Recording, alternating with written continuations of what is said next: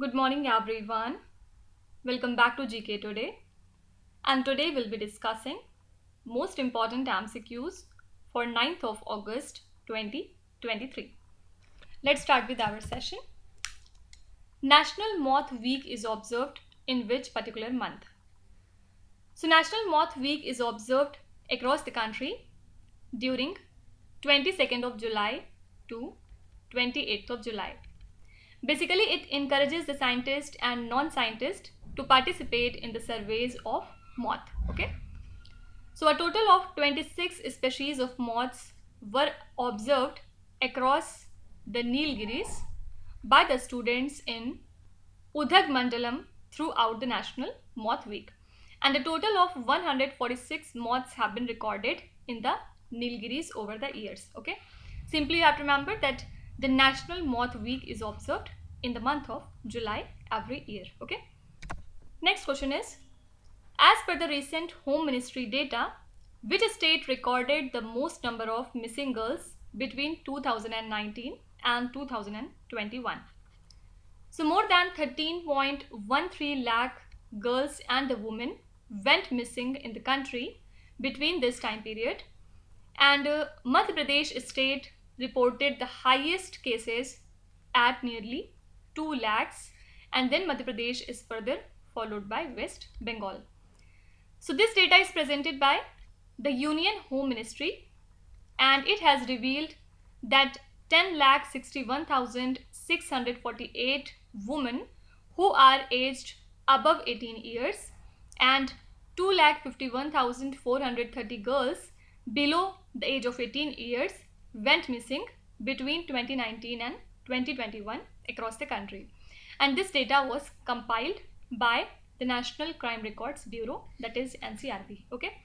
So Madhya Pradesh has recorded the highest number of missing girls between 2019 and 2021, and then Madhya Pradesh is further followed by West Bengal. Next is, what number of income tax returns were filed for annual year 2023 to 2024 in India? So the Income Tax Department announced that there is the surge in the filing of income tax returns, which actually resulted in a new record of the ITRs filed. And the total number of ITRs for AY 23 to 24 filed till 31st of July 2023 are more than 6.77 crore, which is actually 16.1% more than the total ITRs for AY 2022 to 23. That means 5.83 crore that were filed till 31st of July 2022. So more than 64.33 lakh ITRs were filed on a single day on 31st of July 2023. So here correct answer would be 6.77 crore. Then apart from it, as per the Stance research report, India's per capita income is likely to grow to what amount by fiscal 2030? So the country's per capita income is likely to grow by close to 70% to $4,000 by fiscal 2030 from $2,450 in the fiscal 2023. This will actually help the country to become a middle income country with $6 trillion GDP, and the per capita income per GDP has risen from $460 in fiscal 2001 to $1,413 in fiscal 2011, and further it is $2,150 in fiscal 2021. So the biggest growth driver will be external trade, obviously, and then it is followed by household consumption. Okay. You can be asked that as per the Stance research report, India's per capita income is likely to grow to what amount by fiscal 2030? So answer would be $4,000. The next question is, Foxconn subsidiary inked 1600 crore rupees deal with which state to set up electronic components manufacturing facility? First of all, Foxconn Technology Group is a firm of country Taiwan. It is basically a key supplier to Apple, and recently it has signed a letter of intent with the Tamil Nadu government to invest a 1600 crore rupees to establish a manufacturing facility in Kanchipuram district. Okay. So the letter of intent was signed in the presence of Chief Minister of Tamil Nadu, Mr. M.K. Stalin, and Foxconn Chairman, Mr. Yong Kim. Fine. So this facility will actually employ nearly 6,000 people. So your correct answer would be Tamil Nadu. They have signed this deal to set up electronic component manufacturing facility in the state of Tamil Nadu. Now apart from it, which institution barred intermediaries for annuities business? So this is pension regulator PFRDA. Recently it has barred the annuity service providers from deploying any agency of intermediaries for sourcing the annuities business from NPS subscribers upon their retirement or exit from the NPS. So annuities under the national pension system can be issued by the annuity service providers only under the direct channels as per the official sources. Okay. So recently PFRDA has barred intermediaries for annuities business. Next question is very important. Which F1 racing driver has secured 8th consecutive win after clinching the Belgium Grand Prix? So this is Max Verstappen. He has secured his 8th win in a row, and this is one short of the all-time record, and he has recently won the Belgium Grand Prix. Also, Sergio Perez was at the 2nd position and Charles Leclerc was at the 3rd place. Okay. Next question is, which country has won the Spanish Federation Hockey Tournament? So the Indian women's hockey team has defeated the host country Spain, and it has won the 100th anniversary Spanish Hockey Federation International Tournament. So in this, Vandana Kataria, Monica and Udita were the goal scorers because India remained unbeaten in the tournament. Okay. So Spain has won the Spanish Federation Hockey Tournament. Next is, who is the chairperson of the Commission for Other Backward Classes? So Rohini Commission, that was constituted to examine the subcategorization of the other backward classes, has submitted its report recently to President of India Draupadi Murmu after 13 extensions. And this commission for OBCs was appointed to examine the subcategorization in the central list of OBCs. So Justice G. Rohini, who is a retired Chief Justice of the Delhi High Court, is its chairperson. Fine. So who is the chairperson of the Commission for OBCs? Answer would be Justice Rohini. Next is, which country has unveiled its first nuclear reactor built from scratch in decades? So the first nuclear reactor in 7 years has recently entered service in Georgia in the US. So at its full output of 1100 megawatts of electricity, Unit 3 can power 5 lakh homes and businesses. So this unit, which is now in commercial operation, entered 7 years late, and it is worth $17 billion budget. So basically a number of other utilities in Georgia, Florida and Alabama are receiving the electricity in addition to the 2.7 million customers. Okay. So recently USA has unveiled its first nuclear reactor that has been built from scratch in the decades. Also, as a part of CPEC, China has signed 6 agreements with which country? What is the CPEC? Obviously China-Pakistan Economic Corridor.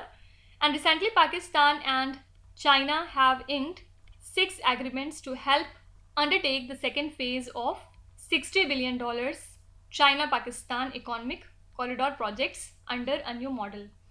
So Prime Minister Shehbaz Sharif and Chinese Vice Premier He Lifeng witnessed the signing ceremony to mark the 10 years of CPEC. And this CPEC connects the Gwadar port in Pakistan's Balochistan with China's Xinjiang province, and is opposed by India as it is being laid through Pakistan occupied Kashmir. Okay. So as a part of second phase of CPEC, China has signed total 6 agreements with the country Pakistan. Next question is, who is the highest goal scorer with headers in football history as of 2023? This is Cristiano Ronaldo, and he recently scored his 145th headed goal, and with this it broke the long-standing record of late German striker Gerd Müller. Okay. So Cristiano Ronaldo has achieved the feat when he scored his first goal of season for Saudi Pro League club Al Nassr with a header against Tunisian club Monastir in a 2-1 win. Okay. So Cristiano Ronaldo is the highest goal scorer with headers in the football history as of 2023.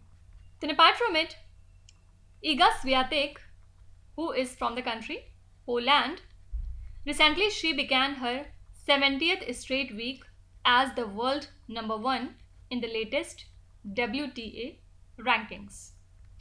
So 4-time major winner Swiatek increased the gap between herself and world number 2 Aryna Sabalenka by winning her maiden WTA 250 title in Warsaw, that is her home tournament. Okay, so you can be asked that Iga Swiatek, who began her 70th straight week as the world number 1 in the latest WTA rankings, is from which country? So answer would be Poland. Next is, which union ministry publishes the Yojana classics?